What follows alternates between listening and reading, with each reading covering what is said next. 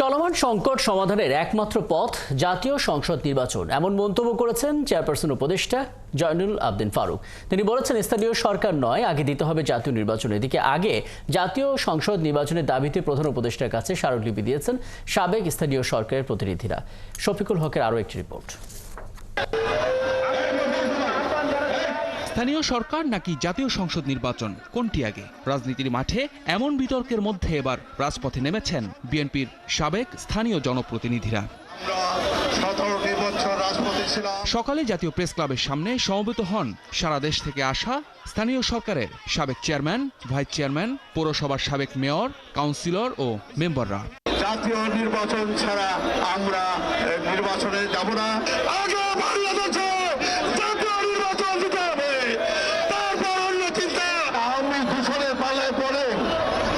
যদি জাতীয় নির্বাচন নিয়ে খামখেয়ালি করতে চান, জাতীয় নির্বাচনকে বিলম্বিত করতে চান, তাহলে এই জনগণ, আমরা আজকে জনপ্রতিনিধি যারা আছি, আমরা সকলেই আপনাদের বিরুদ্ধে রুখে দাঁড়াবো।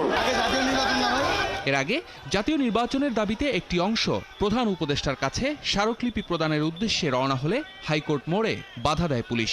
তাদের অনুরোধে রাস্তা ছেড়ে দিয়ে কয়েকজন প্রতিনিধি প্রধান উপদেষ্টার কার্যালয়ে স্মারকলিপি পৌঁছে দেন।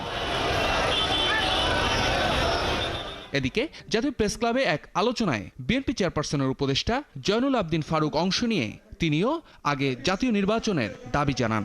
ডক্টর ইউনূস, আপনাকে আমরা কোশ্চেন কালো কখনো অপদস্থ করতে দেব না, কারণ আপনি যদি সত্যিকার অর্থে আমাদের কথা না, জনগণের ভাষা বুঝে থাকেন, অনুগ্রহ করে এই যে ভাষা, আমাদের সংস্কার চলুক, কিন্তু এমন সংস্কারের নামে বিলম্ব করে জাতীয় সংসদ নির্বাচন দেরি করবেন, এটা বুঝতে যদি আপনার দেরি হয়, তাহলে আপনার প্রতি মানুষের আস্থা উঠে যাওয়ার সম্ভাবনা বেশি।